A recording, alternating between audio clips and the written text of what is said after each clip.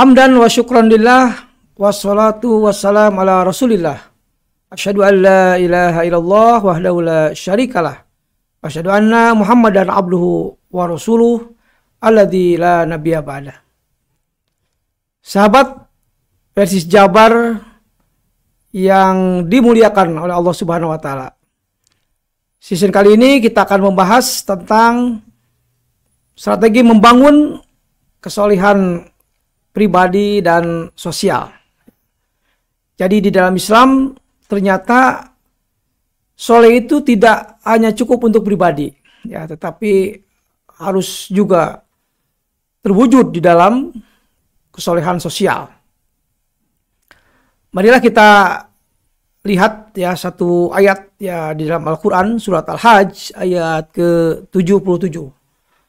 A'udzubillahi minasyaitonirrajim. Ya ayyuhalladzina amanu ruk'u wasjudu wa'budu rabbakum waf'alul khaira la'allakum tuflihun.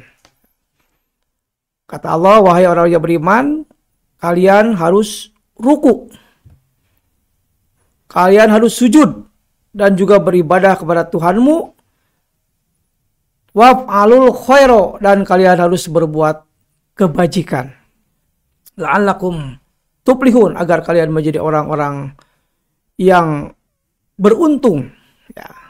Nah, sahabat sekalian, di ayat ini Allah lebih pertama kali ya memerintahkan ataupun memprioritaskan agar mewujudkan kesolehan individu terlebih dahulu.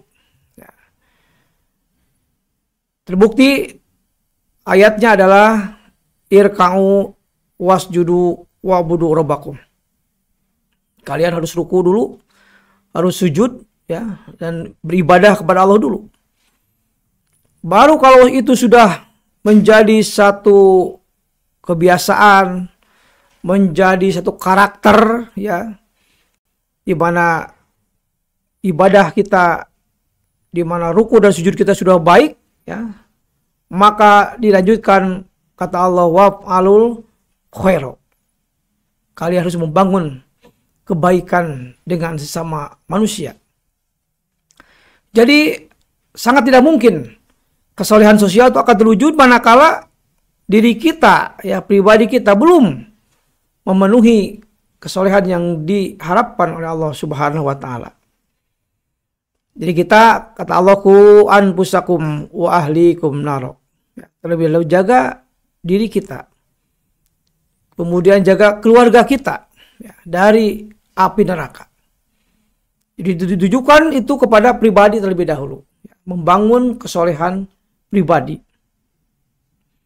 Inilah yang harus menjadi program kita. Ya, kita semuanya, seluruh umat Islam, seluruh kaum mukminin itu marilah kita meningkatkan terlebih dahulu kesolehan individu kita.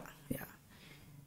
Kita dituntut menjadi uswatun hasanah bagi yang lain.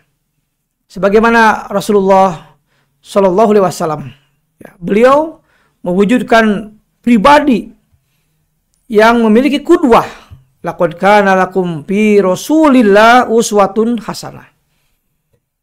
Jadi sudah ada di dalam diri Rasulullah itu adalah contoh tauladan yang baik.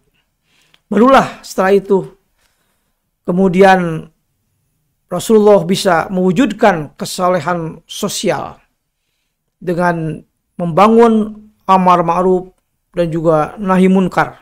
Ya, di Madinah beliau membangun itu semua sehingga kesolehan sosial itu terwujud menjadi masyarakat yang madani, masyarakat yang tertib, masyarakat yang disiplin dan juga menghargai kepada orang lain, menghargai hak-hak orang lain.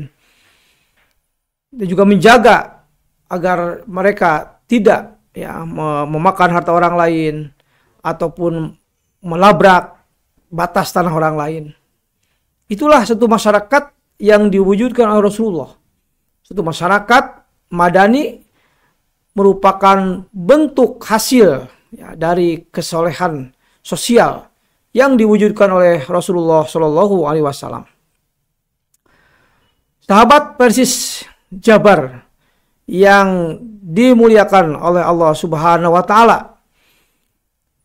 kita kalau sudah bisa soleh secara pribadi, ya, kita bisa meningkatkan nilai ibadah kita dari hubungan kita hablum minallah, ya, hubungan kita dengan Allah melalui sholat, kemudian juga melalui ibadah saum, ataupun juga melalui ibadah haji, dan juga ibadah-ibadah yang bentuknya adalah vertikal, ya, hubungannya dengan Allah.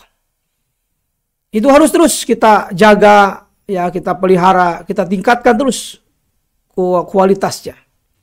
Tetapi tentu saja kita masuk ke surga itu tidak cukup hanya sendirian, ya. Kita jangan hanya mementingkan diri sendiri saja. Meskipun di dalam satu usul disebutkan bahwa di dalam ibadah itu harus mementingkan diri pribadi dulu, ya, ibadah itu. Tetapi kalau di dalam bab sosial, ya, al-isar namanya, itu mementingkan orang lain di dalam media sosial, itu mementingkan orang lain dulu. Tetapi kalau dalam ibadah kita harus mementingkan diri pribadi dulu, selamatkan diri kita dulu. Ku anfusakum. Kemudian juga selamatkan keluarga kita, ya, orang yang terdekat dengan kita, ataupun juga tetangga kita, ya, baru meluas terus, ya, menjadi satu tatanan masyarakat, ya. Insya Allah kalau ayat ini kita laksanakan, kemudian kita sosialisasikan kepada kaum muslimin, insya Allah negara Indonesia yang dihuni oleh ratusan juta, ya, umat Islam, maka mereka akan bisa mewarnai negara dan bangsa ini, ya. Jadi kesolehan umat Islam itu harus bisa diwujudkan di dalam kesolehan bermasyarakat, berbangsa, dan bernegara. Ketika mereka sudah taat kepada aturan-aturan agama, ya, taat kepada Al-Quran, taat Al-Hadis, maka mereka juga akan dituntut untuk taat kepada aturan-aturan negara. Ada aturan perundang-undangan, ya, ada undang-undang, ada perda, macam-macam, ya. Itu merupakan bentuk untuk mewujudkan satu tatanan masyarakat yang disebut dengan masyarakat madani itu, ya. Inilah waktunya atau saatnya umat Islam memberikan kontribusi, ya, kepada bangsa dan negara ini dengan cara mewujudkan tatanan sebagai kesolehan sosial ini. Insya Allah kalau umat Islam sudah soleh secara pribadi, ya, soleh secara individu, ataupun soleh secara komunal umat Islam, maka umat Islam wajib mewujudkan Islam rahmatan lil alamin, ya, wa ma arsalnaka illa rahmatan lil alamin. Dan tidaklah kami mengutus engkau Muhammad kecuali untuk menjadi rahmat bagi seluruh alam. Jadi kehadiran kita umat Islam dan juga kesolehan kita umat Islam harus bisa dirasakan dampaknya oleh bangsa dan negara ini.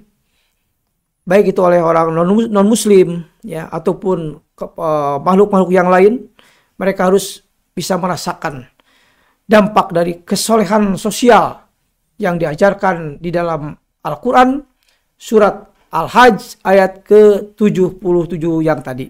Mudah-mudahan kita semuanya bisa mengamalkan ayat yang tadi, kita bisa memberikan kontribusi, ya, kepada bangsa dan negara ini. Allahu yahudu bi aidina ila ma fihi khairul lil Islam wal muslimin. Wassalamualaikum warahmatullahi wabarakatuh.